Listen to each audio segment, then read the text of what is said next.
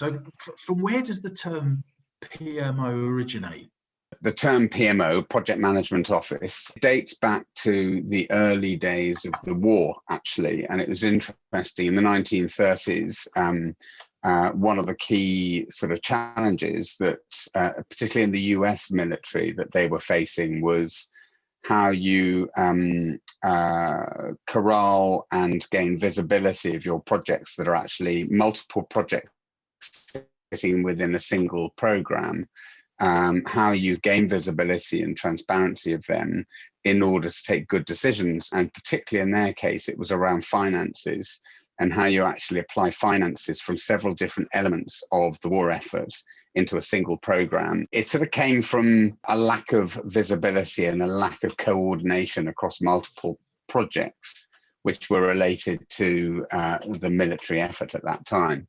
And I think what's interesting is that concept of a project management office stayed pretty consistent until pretty recently. It was about the early 1990s when the world completely changed. And that's when PMOs and project management offices started to shape in the way they are today. The genesis was around understanding spend. It was understanding spend and gaining visibility of multiple projects that actually were focused on the same ambition, but in one place. Because, you know, you had aeroplanes that had warheads, so missiles, and different elements of those military aircraft, for instance, that were being delivered in siloed projects, but they had to be visible in a single program. Otherwise, you didn't coordinate the whole effort into one streamlined focus. And was it successful? I mean, did the powers that be achieve an enterprise financial perspective? It was successful, and it certainly helped the war effort. And that then quite quickly after the war translated into very similar sorts of PMOs being set up in different industries. So construction, the core infrastructure type organizations, they started to adopt PMOs for the same reasons, because they had similar sorts of challenges. That's where the genesis of the PMO was, but it didn't take off in the way that it is today until as late as the early 1990s. And what form would it take? It was very manual. So in those days, it was people sitting in an office around sort of scheduling cards on a wall. And a lot of the artifacts that we use today that are very automated were pretty similar. They're not dissimilar to the sort of things that they were doing back at the beginning, because the ultimate task has not changed that much.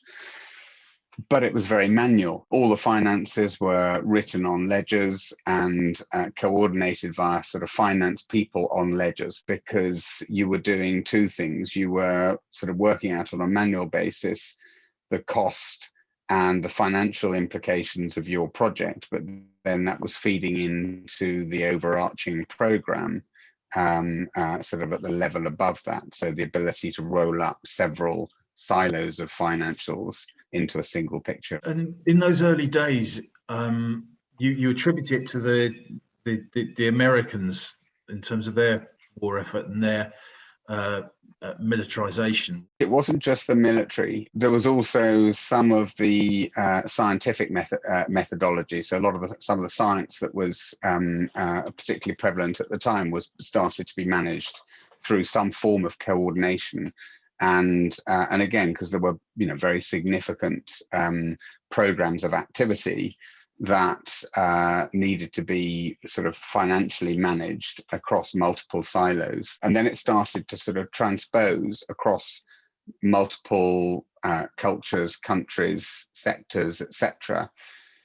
But again, it sort of didn't explode until those early 1990s. Talk me through the sort of pivotal moments then of the 90s then. What evolutionary journey did the PMO make through that period? The evolution of the project landscape sort of impacted clearly the evolution of the PMO landscape, as you'd expect.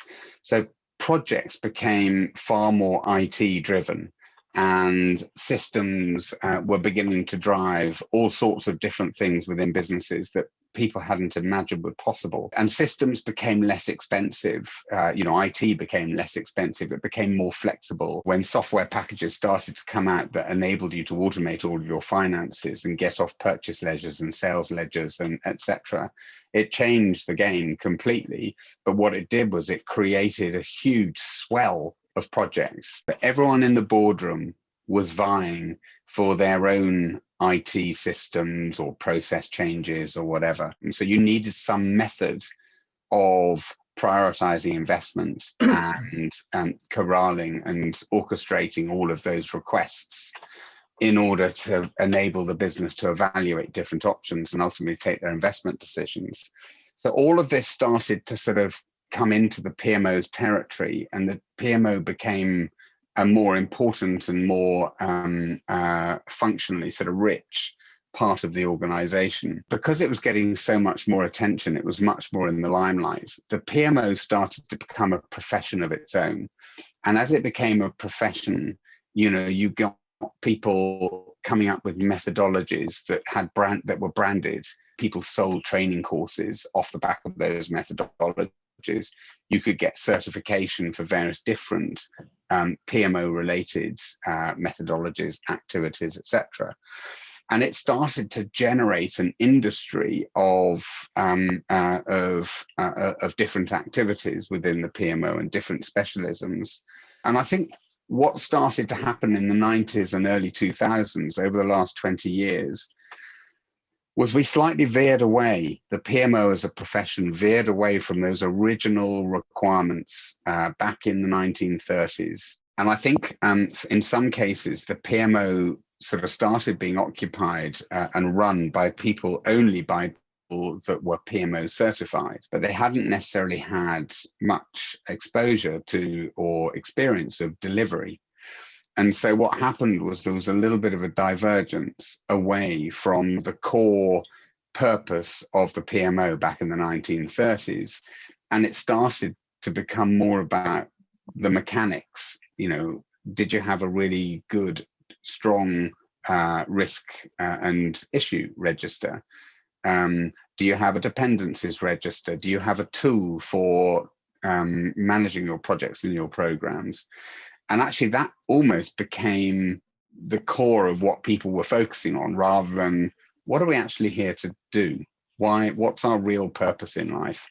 And how are we here to support the leadership team in taking better decisions and deploying their investment better for the shareholders, etc.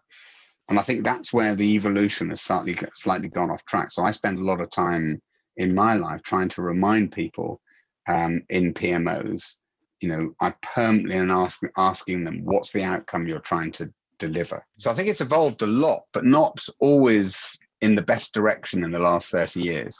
So going back to the purest view of the PMO, right back to the 30s then, and tracking it through the war, did it advance a lot? Did it flourish? I think it did flourish during the war, but not because it was a PMO.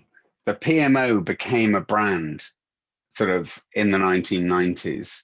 You would say you were a PMO professional, whereas in the 1930s, there was a very specific set of tasks that were required that didn't exist, that were brought in for people to deliver. And that just happened to be called a project office or a PMO. And I think that's part of how things have changed, really, is that the brand has almost overtaken the original purpose. I spend a lot of time now talking to people about PMOs, and very often the brand PMO is a misunderstood brand. People don't really understand. And actually, if you say to someone, and it's quite a good test, is to go to someone, who is in within an organization that and say to them, what does a PMO mean to you? And it is amazing how often they say, to me, the PMO is processing reports. It's data processing, it's administration, it's bureaucracy, it's forms, it's processes. It sort of makes life slower. It doesn't, and those are all the wrong sorts of perceptions. And it's often unfair, But perceptions actually, they're everything. The importance of a brand is how you build the perceptions around it. And the PMO needs to be a brand that engenders trust, enabling, acceleration of delivery, doing the right things, doing the right projects, and also doing projects right. It's all those sort of things, but often that's just not the case. And that's why I'm a bit passionate about trying to change those perceptions. And does the technology that you've designed and championed over recent years, Rupert, does that reflect the early principles of PMO? It does. And Paul, we have a great tool, and our tool, as much as anybody else's, is not going to sort out these sorts of issues and challenges that PMOs have on its own. What it does do is it goes back to the basics and goes back to those original fundamentals and says, what do leadership really want as outcomes from the PMO? And how do we present them that in the easiest possible way? If they want transparency on their handheld device, if they want it on here, because that's what they have with them at any given time, then it gives them that transparency. If they want concise and visual rather than lots of text and words because they don't have time, it gives them that. If they want to have visibility of when there are problems and escalations that need to be dealt with, so that they can do it quickly and efficiently, it gives them that. But like any other tool, it is just a tool. It needs to be managed properly. And actually, if there was one thing I feel most proud about with KeyView Perform, it is not the functionality. It's actually the fact it helps organizations evolve their maturity around delivery.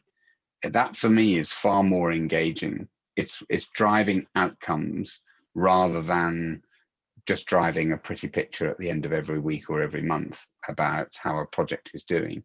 And I think that for me is the exciting bit. How did you arrive at that focus, Rupert, rather than the absolute focus that many have on the functionality of the tool? It's a very good question, and there's a very simple answer. I set up a business to manage transformation and change. So for 30 years, we've been running projects, programs, and portfolios. But I've never actually taken a single course in project and program management. I've always based my proposition around fundamentals of good leadership and adapting your methodology and how you're going to do things around the environment you're working in, rather than evangelizing a specific methodology that is generic. And often what I look at is the leadership layer and how they're engaging with the change or the project or the program. When I see how they operate and how they work as individuals, and you then look at what the information is that's being fed to them from the PMO or the portfolio office, there's a complete disconnect. So what I try to do is sit in their shoes, not in the shoes of the PMO or the head of the PMO. I try to sit in the shoes of the customer in this case. What do they want? When do they want it? Where do they want it? What format do they want it in? How quickly do they want to get and digest the data? And if you ask yourself those questions about every single thing you're doing when you develop a product like KeyView Perform, you hopefully end up with a product that is more manageable, workable, and delivers better outcomes. And Rupert, if you could go back to the early pioneers of PMO and have a conversation with them, how would you describe how PMO has developed and what it's developed into? I think I'd say, look, what you started in the 1930s was completely logical and made complete sense. And I think you did something brilliant, but we've forgotten the core values of that PMO. And I think we need to go back to those people that were sitting around that table in the 1930s and remind ourselves as to why they wanted that project office in the first place, because that's at the nub of what a good project management office is all about. And what's your vision for PMO in the future? My vision for PMO for the future is to simplify the process within organizations, to align PMOs to the maturity and the capability within their own organizations, and stick to really fundamental objectives and drivers, and focus on changing those perceptions of the brand PMO.